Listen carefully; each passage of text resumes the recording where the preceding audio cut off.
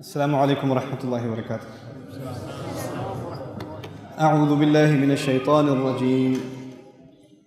وعباد الرحمن الذين يمشون على الأرض هونا وإذا خاطبهم الجاهلون قالوا سلاما والذين يبيتون لربهم سجدا وقياما والذين يقولون ربنا اصرف عنا عذاب جهنم إن عذابها كان غراما إنها ساءت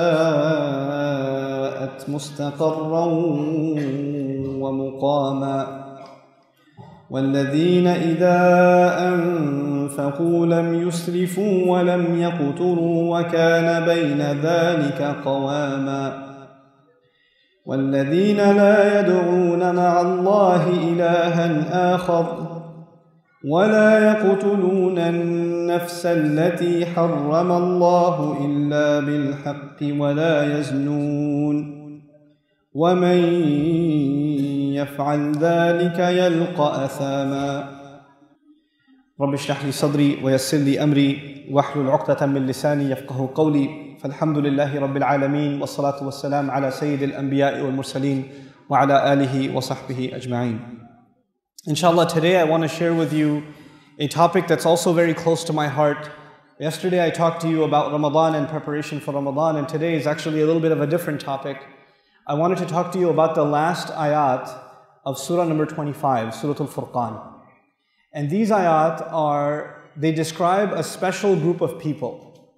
What makes them special is Allah describes them as Ibadur Rahman. This phrase you have to understand first. The slave of Allah, the one who accepts Allah as his master, is called Abd. The plural of Abd, there are two of them. There's Abid and there's Ibad. And some say that Ibad actually comes from Abid. Now when Allah uses the word Abid, this ayah does not say Abidur Rahman, it says Ibadur Rahman. There's a difference. Abid is used for all the slaves of Allah, the ones who believe and the ones who don't believe. All of them. Abid is all of Allah's slaves. وَمَا اللَّهُ يُرِيدُ ظُلْمًا لِلْعَبِيدِ. Allah does not want to do wrong to all the slaves, any of the slaves. That's all of them. But Ibad is special people. Ibad is special people. So already the ayat are beginning, letting you and me know that the people Allah will talk about in these ayat are special. But don't be depressed. When you hear that, you're like, oh, it's going to talk about special people, not me. So maybe I can go back to Facebook. No, hold on. And I'll explain why. Then he says, Ibadur Rahman. Now, Allah Azza wa Jal has so many names. You could say Ibadullah. You could say Ibadul Khaliq. He chose to say Ibadur Rahman. In the khutbah, for those of you who weren't sleeping, in the khutbah today, I was telling you some things about Ar-Rahman. When Allah's love and mercy and care is extreme and it's immediate.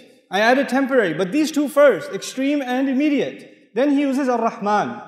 And so Allah says the slaves of Ar-Rahman, the good slaves, the special slaves of Allah who get Allah's immediate and special mercy.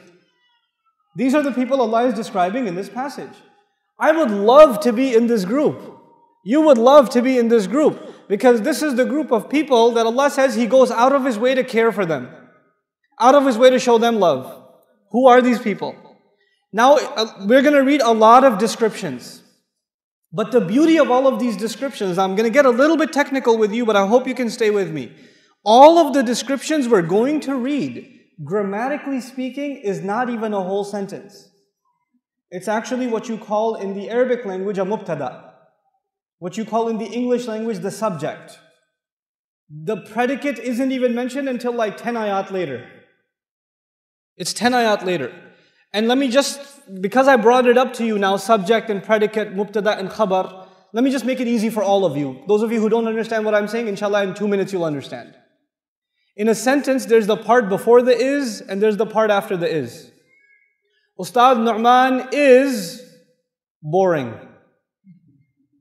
There's the part before the is. What was the part before the is? Ustad Nu'man. What's the part after the is? Boring. There's two parts. Now the first part, whenever you say the first part, it doesn't tell you everything. It doesn't tell you everything. It makes you curious. The mubtada, the part before the is there to make you curious. And then once you become curious, the part after the is there to tell you, let me tell you something about it. Let me give you some information. So the first part is there to make you curious. Like for example, if I say Qatar is, and I don't finish my sentence and I walk away. You're like, what? Tell me. What is Qatar? Hot. Right? Now what I'm saying to you is that there are going to be 10, 11 ayat, and they're all the part before the is. They're all the part before the is. He's not even the part after the is. So I'll end the curiosity right now, or maybe I'll end it later. Maybe I'll end it later. What is after the is? That's at the end. We'll get to that. Now there's going to be a lot of descriptions of a group of special people called Ibadur Rahman. But even if you read 10 descriptions, they are not one group with 10 descriptions. They are 10 groups with 10 descriptions. If I say about one person that he is strong, tall, knowledgeable, 3 qualities. Does he have all those qualities at the same time? Yes. All of them at the same time. But if I say these people are strong, and these people are tall, and these people are knowledgeable, I separated them, yes? And I separated them with an and. These ayat are important because Allah did not say all of these qualities belong to the same group. Allah loves special people and they belong to different groups. When you listen to these ayat tonight, you have to think about which group are you in. Which of these can you qualify for? Maybe you can qualify for more than one. And inshallah you qualify for one of them at least. Hopefully one of them. I gotta be in one of these. Because these people get special love and special care and special mercy from Allah. May Allah make us from them. Okay.